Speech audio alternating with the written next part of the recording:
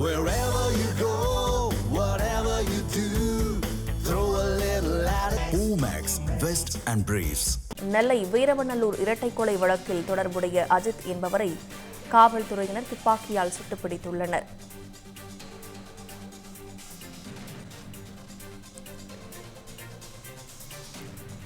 இது குறித்த முழு விவரங்களை செய்தியாளர் சரவணன் வழங்க கேட்கலாம்.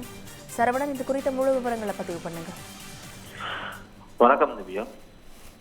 நெல்லை மாவட்டம் வீரவநல்லூர் அருகே இருக்கக்கூடிய மூலச்சி என்ற கிராமத்தில் கடந்த வாரம் நடைபெற்ற தந்தை மகன் இரட்டை படுகொலை வழக்கு நெல்லை மாவட்டம் மட்டுமல்லாமல் தமிழகம் முழுவதும் பெரிய அதிர்ச்சியை ஏற்படுத்தியிருந்தது.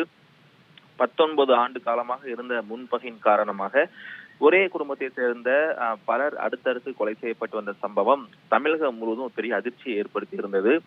நெல்லை மாவட்டம் வீரவநல்லூர் பகுதியில் நடந்த இந்த இரட்டை கொலை வழக்கில் தலைமறைவாக இருந்த முக்கிய குற்றவாளிகளை காவல்துறையினர் துப்பாக்கி சூடு நடத்தி நேற்று நள்ளிரவு அதிரடியாக கைது செய்திருக்கிறார்கள். வீரவநல்லூர் காவல் நிலைய எல்லைக்குட்பட்ட 80 அடி கால்வாய் வனப்பகுதியில் இரட்டை கொலை வழக்கில் தேடப்பட்டு வந்த குற்றவாளி பதுங்கி இருப்பதாக போலீசாருக்கு ரகசிய தகவல் கிடைத்தது. இதனை அடுத்து சார்பு ஆய்வாளர் ஸ்னேகாந்த் தலைமையிலான தனிப்படை காவல்துறையினர் அங்கு விரைந்து சென்று தேடுதல் வேட்டையில் ஈடுபட்டிருக்கிறார்கள்.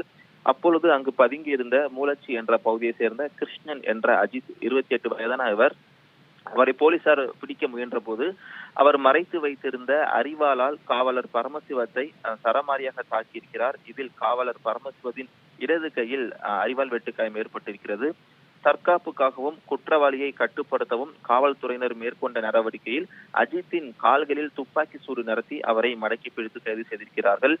அரிவாள் வெட்டில் காயமடைந்த காவலர் பரமசிவம் என்பவர் சேரன் மகாதேவி அரசு மருத்துவமனையில் முதலுதவி சிகிச்சைக்காக அளிக்கப்பட்டு பின்பு மேல் சிகிச்சைக்காக திருநெல்வேலி அரசு மருத்துவக் கல்லூரி மருத்துவமனைக்கு அனுப்பி வைக்கப்பட்டிருக்கிறார். குற்றவாளி அஜித் என்பவரும் பலத்த போலீஸ் பாதுகாப்புடன் அந்த பகுதியில் இருந்து இன்று அதிகாலை திருநெல்வேலி அரசு மருத்துவமனைக்கு சிகிச்சைக்காக அனுமதிக்கப்பட்டிருக்கிறார். இந்த இரட்டை கொலை வழக்கில் காவல்துறையினர் தீவிர ஒரு தேடுதல் வேட்டையில் ஈடுபட்டு வருகிறார்கள்.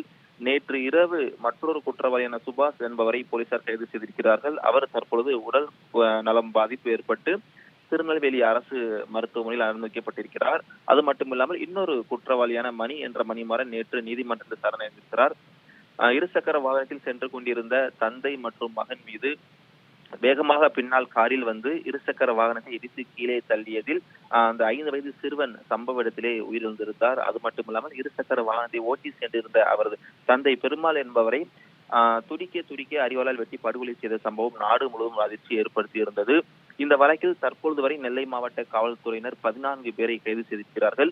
நேற்றைய தினம் தனிப்படையினர் முக்கிய குற்றவாளியான அஜித் என்பவரை பிடிக்க சென்ற போது தான் வைத்திருந்த அரிவாளால் போலீசார் மீது தாக்குதல் நடத்தியதால் போலீசார் தற்பொழுது துப்பாக்கியால் சுட்டு பிடித்த சம்பவம் நெல்லையில் அதிர்ச்சியை ஏற்படுத்தியிருக்கிறது.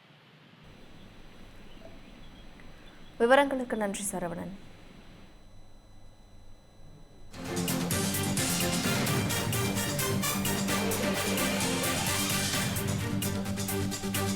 தமிழ் ஜனம் சேனலை சப்ஸ்கிரைப் பண்ணாம பார்த்துட்டு இருந்தீங்கன்னா மறக்காம சப்ஸ்கிரைப் பண்ணிடுங்க.